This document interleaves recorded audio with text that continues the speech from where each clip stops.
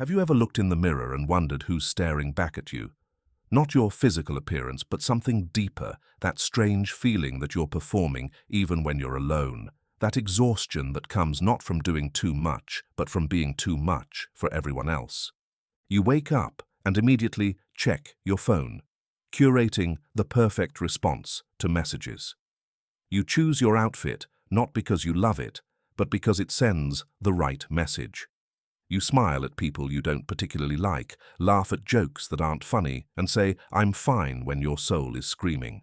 And at the end of the day, when the performance finally stops, you collapse into bed wondering, who am I when no one is watching?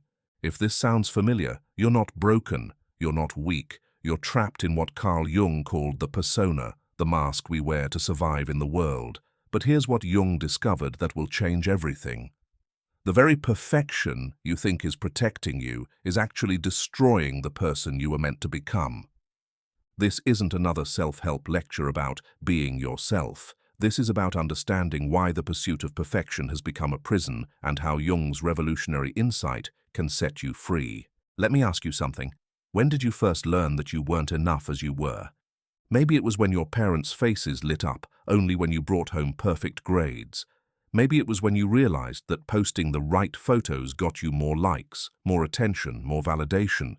Maybe it was when you discovered that agreeing with everyone made life smoother, even when it made you feel hollow inside.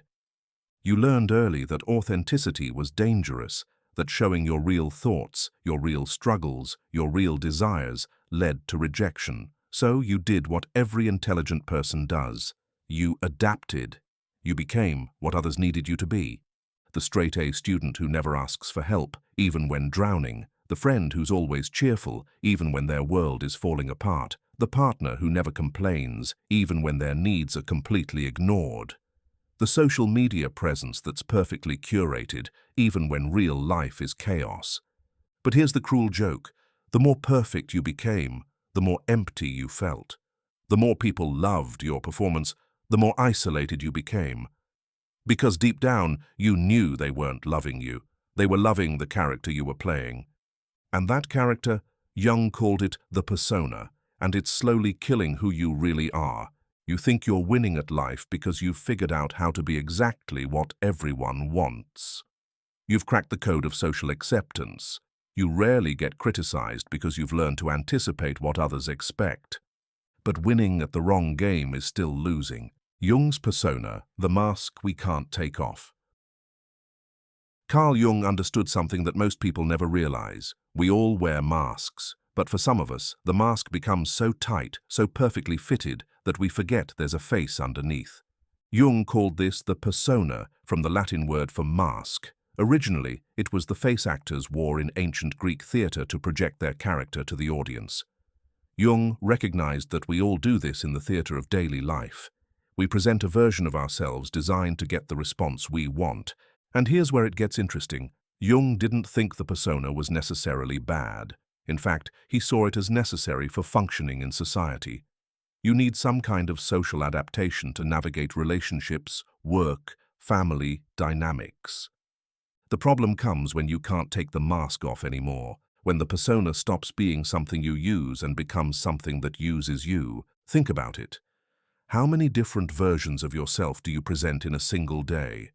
There's the professional you, competent, reliable, never showing weakness. There's the family you, dutiful, understanding, always putting others first. There's the social media you, successful, happy, living your best life. There's the romantic you, agreeable, supportive, never too demanding. Each of these versions requires energy to maintain.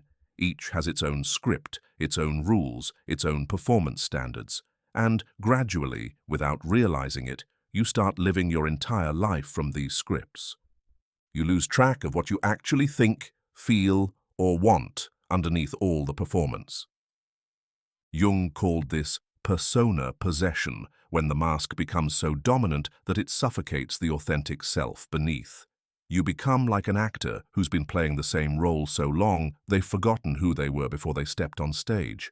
But here's what's truly terrifying. Everyone around you falls in love with the performance. They become addicted to the perfect version of you, and the more they reward your mask, the more trapped you become behind it. Because now, taking off the mask doesn't just risk rejection, it risks losing everyone who only knows the character you've been playing. The hidden cost of perfection. You want to know why you're exhausted all the time, even when your life looks perfect from the outside? It's because you're living multiple lives simultaneously, and none of them are actually yours. Every morning, you wake up and put on the costume of whoever you need to be that day. You check your mental script. What does this person expect from me? How should I respond to make them comfortable?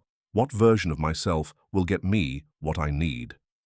This isn't conscious manipulation. You're not trying to deceive anyone. You've just learned that authenticity is risky and perfection is safe. But perfection demands a terrible price. Jung understood that the human psyche operates like an energy system. Every thought, every emotion, every action requires psychic energy. And when you're constantly performing, constantly monitoring how others see you, constantly adjusting yourself to meet external expectations, you're burning through this energy at an unsustainable rate. Think about how exhausted you feel after a day of being on. That bone-deep tiredness that sleep doesn't fix. That's not physical fatigue, that's psychic exhaustion from maintaining multiple personas. You're like an actor playing 5 different roles in the same day, except there's no break between performances, no backstage where you can drop the act. The performance has become your life. Every interaction becomes a calculation. Before you speak, you run through the options. What will make them happy? What will avoid conflict? What will make me look good? You've become a human algorithm, constantly processing other people's expectations and producing the response most likely to generate approval. But algorithms don't have souls. They don't have authentic desires or genuine responses. And gradually, you lose the ability to know what you actually think or feel in any situation because you've trained yourself to think only in terms of what others want to hear. The most exhausting part of perfection isn't maintaining it, it's the constant fear that someone will see through it. You live with a low-level anxiety that someone will discover you're not as smart, funny, put together, or happy as you appear, that they'll realize you have no idea what you're doing half the time, that you're just as lost, scared, and imperfect as everyone else. This fear keeps you vigilant, always on guard, never able to truly relax into being yourself because yourself feels too dangerous to reveal. Here's the cruelest irony. The better you get at being perfect, the lonelier you become. Because every relationship in your life is built on a lie, not a malicious lie, but the lie of omission, the parts of yourself you've decided aren't acceptable enough to share. People love your cheerfulness, but they've never seen your sadness. They admire your strength, but they've never witnessed your vulnerability. They enjoy your agreeableness, but they've never encountered your authentic opinions. So when you're struggling, you can't reach out, because that would break character. When you need support, you can't ask for it, because that would reveal the imperfection you've worked so hard to hide. You end up surrounded by people who think they know you, but feeling completely alone because nobody has ever met the real you. The shadow behind the perfect mask. Jung had another revolutionary insight. Everything you hide behind your perfect persona doesn't disappear. It just gets pushed into what he called the shadow, the repository of all the parts of yourself you've deemed unacceptable. Your anger at always having to be nice, your exhaustion from always having to be strong, your resentment at always having to put others first, your desire to be messy, imperfect, human. The more perfect your persona becomes, the larger your shadow grows. And shadows have a way of demanding attention, usually at the worst possible moments. You know those times when you suddenly snap at someone for no apparent reason? When you have an emotional breakdown that seems to come from nowhere? When you make a decision that seems completely out of character? That's not you being crazy. That's your shadow erupting because it's been suffocated too long. Jung understood that psychological health requires integration, acknowledging and accepting all parts of yourself, including the ones that don't fit your perfect image. But when you're trapped in persona possession, integration becomes impossible because you can't even admit these other parts exist. You smile and say, it's okay, when it's not okay. You agree when you disagree. You accommodate when you want to assert. You swallow your words when you want to speak your truth. And somewhere deep inside, a part of you is keeping score, A part of you is getting angrier and more resentful with each forced smile, each suppressed opinion, each moment you betray yourself to maintain the peace. This isn't weakness, it's a natural psychological response to self-abandonment. But because your persona doesn't allow for anger, you can't even acknowledge this rage, much less deal with it healthily. You've built your identity around success, competence, having it all together. Your persona is the person who never fails, never struggles, never needs help. But underneath, you're terrified. Terrified that you're a fraud, terrified that you'll be exposed as not as smart or capable as everyone thinks, terrified that if you ever admit you don't know something, the whole perfect image will crumble. This terror drives you to work harder, achieve more, pile on more accomplishments to prove your worth. But no amount of external validation can quiet the internal voice that knows you're performing a role, not living a life. Your online presence is perfect, every photo carefully curated, every caption crafted to project the right image. Your life looks amazing from the outside, successful, happy, enviable. But when you put down the phone, when the camera stops recording, when you're alone with yourself in the quiet moments, you feel hollow. Because you've become so skilled at creating content for others that you've forgotten how to have experiences for yourself. You're living your life as if it's a performance piece, and you've lost touch with what you actually enjoy, want, or value when no one is watching. Breaking free, Jung's path to authenticity. Here's what Jung discovered that changes everything. The path to psychological health isn't through more perfection, it's through what he called individuation, the process of becoming who you actually are, not who you think you should be. Individuation requires something our culture tells us is selfish, dangerous, and wrong. It requires choosing your authentic self over others' expectations.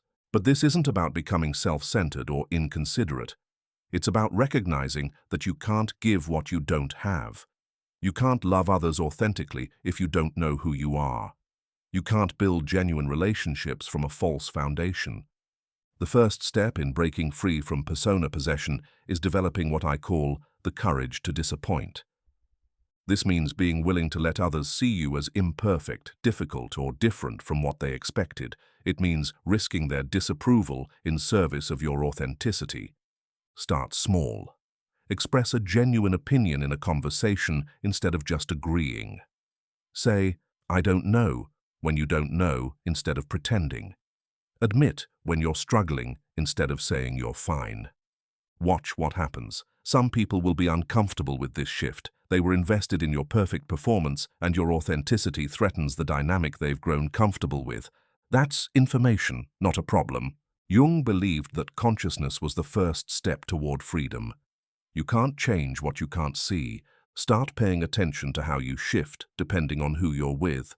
How do you act differently with your family versus your friends? What parts of yourself do you hide at work? How does your social media presence differ from your private reality? When do you feel most like yourself, and when do you feel most like you're performing? This isn't about judging these differences. Some social adaptation is normal and healthy. It's about recognizing when the adaptation has become a prison. The scariest part of Jung's work is also the most liberating. You have to face the parts of yourself you've been hiding. Your anger, your neediness, your confusion, your imperfections, your desires that don't fit your perfect image. These aren't flaws to be eliminated, they're parts of your humanity to be integrated. Jung called this making the unconscious conscious, and it's the only way to become whole. Start by noticing what triggers strong reactions in you, what qualities in others irritate you most. Jung suggested that our strongest reactions to others often point to disowned parts of ourselves. Authenticity isn't a destination, it's a practice, and like any practice, you start small and build up your capacity over time. Begin with low-stakes situations, share a genuine preference instead of deferring to others. Express mild disagreement instead of automatic agreement. Show vulnerability in safe relationships instead of always being strong. Each act of authenticity is a vote for your real self. Each time you speak truth instead of performing perfection, you strengthen the connection to who you actually are. living authentically in a performance-driven world. Here's the hard truth Jung's work reveals. Living authentically in a world that rewards performance is a radical act. It requires constant vigilance against the pressure to slip back into comfortable masks. But it's also the only path to genuine fulfillment. Jung wasn't advocating for complete abandonment of social adaptation. The persona becomes problematic when it's unconscious and compulsive, not when it's conscious and chosen. There are times when some level of performance is appropriate. Job interviews, professional settings, situations where complete authenticity might be harmful or inappropriate. The key is consciousness. Are you choosing to adapt for a specific purpose, or are you compulsively performing because you've forgotten how to be any other way? You don't have to share your entire inner world with everyone. Authenticity doesn't mean emotional dumping or inappropriate oversharing. It means aligning your outer expression with your inner reality to whatever degree is appropriate for the context. It means not betraying your core values for approval. It means being honest about your limitations without apologizing for your humanity. As you become more authentic, some relationships will change. Some people will be uncomfortable with the new you, even though it's actually the real you they're meeting for the first time. This is part of the process. Jung called it the loneliness of the strong, the temporary isolation that comes when you stop performing for others and start being true to yourself. But gradually, you'll attract different kinds of relationships, people who are drawn to your authenticity rather than your perfection. Relationships based on genuine connection rather than mutual performance. These relationships will feel different, deeper, more nourishing, more real, because they'll be built on who you actually are, not who you think you should be. The rebirth of your authentic self. Here's what Jung promised, and what thousands of people have discovered for themselves.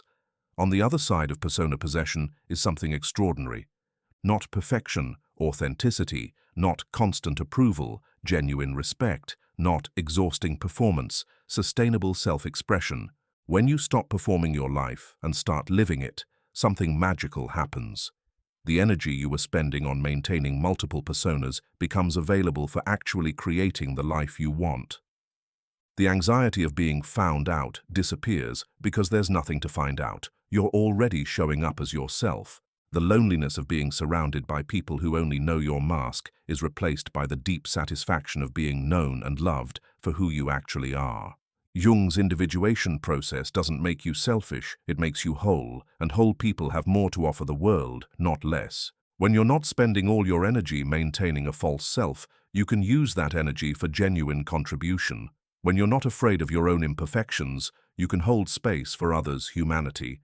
When you know who you are, you can love others for who they are, instead of who you need them to be.